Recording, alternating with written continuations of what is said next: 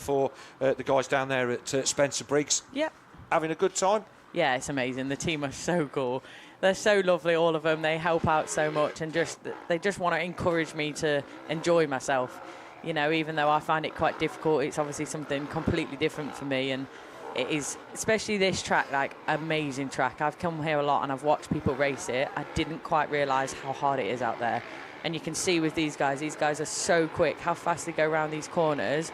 You don't realise, like, there, how he's wheeled, how he's on the back wheel there. Like, it is so rough. I would say this is the flattest I've seen Hawkstone for a long time. Wow. And I don't want to take the sand out of his house, but with the conditions with its dry, Luke Bull taking the lead up the hill there. With the dry conditions, it hasn't dug out as bad as it would normally. And I think, to be fair, for the meeting that we've got going here this weekend, certainly for today's races, the conditions are absolutely perfect. Perfect. For an amateur day, you couldn't get much better than that at Hawkstone, I don't think. Although the track, and don't get me wrong, the track is rough. I've ridden it. Yeah. I've ridden it a long, long time ago, and I know exactly what you've gone through today. But yeah, for an amateur day today, the fact that it's not deep, it's not damp, there's not massive ruts in the corners. But Luke Bell then leading from Adam Paxton, then our first race victor, and there they are as they come out of the woods. That looked like that's Paxton. So where has our race leader already gone through? Bit of a panic rev in the background there somewhere. So there's the number 3 of Scott Bates, and as the rest of the field streaming through, it's like I say, these stutter bumps, the whole shot taker, then another 5 points, and I think that will be the 143 of Luke Bull that will have pulled those points in our Planet Moto competition. The 31 of Charlie West, he's up there again. He had a decent ride in the second one. I think he ended up finishing second. And there is the 04 of Adam Paxton. There on the Honda. So this corner here, we've had that for the international at the beginning of the year, where that is literally soup through there. Yeah. The track, once the water gets into it, it just doesn't drain from that area of the circuit. Did you get to the international this year to watch? No, didn't make it to that one. I think I was doing an enduro. Oh, okay. Well, all I'll say is, if you are free the weekend of the Hawkstone International, you absolutely have to be here. It's the track at its brutalist. Yeah. And a massive crowd, and it just has a special buzz about it. And to me, it's the ruts up the face of the jumps. Like, I don't know if people haven't rode here and are thinking about it, or they just think, oh, why aren't some of the people that are atop actually sending that? Like, the ruts are so deep. I don't think the camera even shows at the bottom. it. So if you're a pro, you're wheeling into that, you're slamming up the face of the jump, and you're clearing it. If you're not, you're just trying not to crash on the upslope. And these jumps have had a little bit of clay added to them over the years, so they do rut up a little bit, and the ruts stay there, but then it's not as bad as it used to be, because it used to be that the ruts would drag your feet off the footrest. Yeah. So you could end up in a lot of trouble. But so you're enjoying your kind of your first, what you would say, this is a legendary circuit. Yeah. A place to come and ride. I rode here first time in 1978. And it was as awesome then as it is now. Yeah. I got the call to come here yesterday. Yeah. And I'm like, Christmas come early. But you never ever don't get a buzz at this place driving through the gate. And when you sit on the start, I've not raced here for a while. I will race here again. Yeah. I'll make it. Oh yeah, definitely. I will make it my bucket list for next season is to go and ride the tracks that I've not ridden for a few years, and go and ride the ones that I've never ridden. Yeah.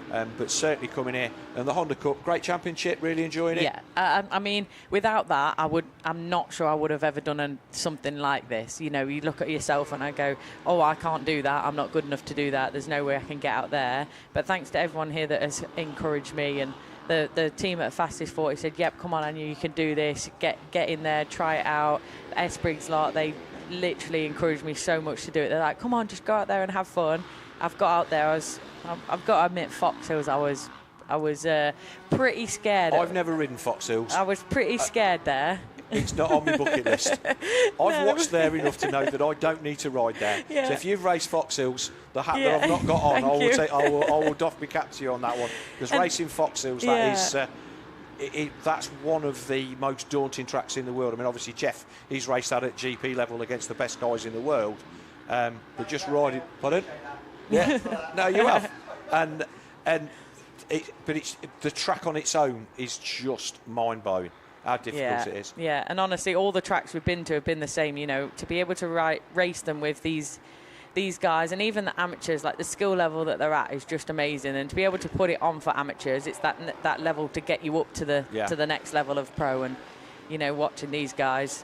But how pro the amateurs are is what makes this championship good. So we've got a battle for the lead then.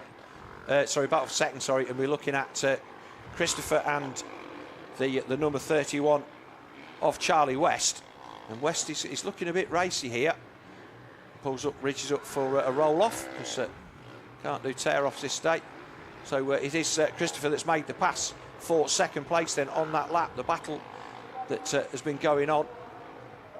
Fletcher's still there in fourth. He's not managed to make any ground at all on these guys. He's just sat there in fourth place and not managed to close the gap. His fastest qualifier, but they were out early this morning when the track was flat. Harvey Pomfret, he's a man on the move. He came from a long way back in race 2 on that number 43. He's second, 7 seconds adrift of Fletcher, but I would not put it past him to close that down over the remainder of this Oakley Clubman MX1 race 3. So Paxton then that leads.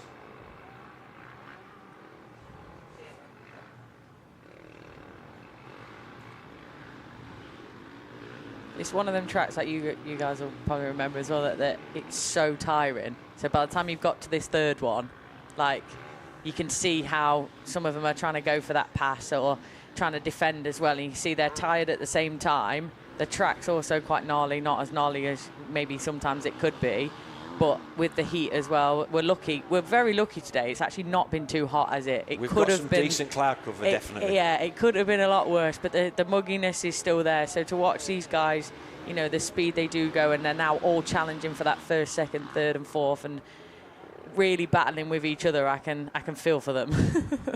So From it being looks out like there. then Paxton's then is this should put him in the box seat for the overall, with 2 victories and I think a fourth on the day. Reaching up for a tear off there from Alex Christopher, and Fletcher closing in on the 31 for third. Not sure who that is there in fifth. I recognise him but can't see the number.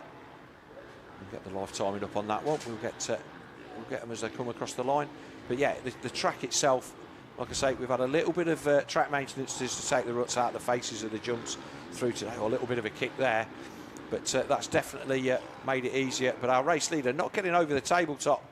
Again, as you said, just not getting a little bit out of shape. Easy in the bottom of those ruts, and he's gone over the berm there.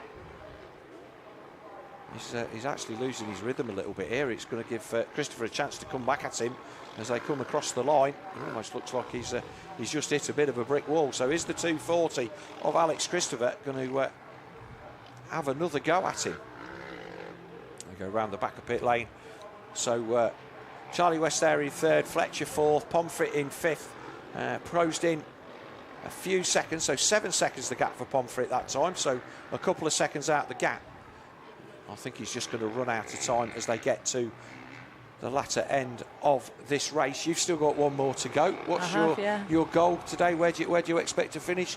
Lap times, it's difficult to look because obviously your lap time is going to drop off through the day anyway, just because the track changes. So are you looking at, I'm going to finish here, or are you just looking at having 3 safe races and enjoying the experience? I've probably rode the best I've rode for a while here, like in this racing. Like, I've built the confidence up to just ride with these guys in my own race. You know, I'm pushing at my own level, and when they're coming to lap me, like before when they were lapping me, I was like, oh, I'm going to move out the way, I'm in their way. Now I'm just running my own race, and I'm trying to catch these few guys in front of me, which are also on my team. They are, they ride for Esbriggs, but, you know, I'm thinking, no, I can keep up with them now. I can battle with these people. I've got, you know, might be the only girl out there, but I'm going to try and get them. Have you got, are you looking at trying to do some WMX stuff and ride the women's class a little bit more next year, or are you just going to...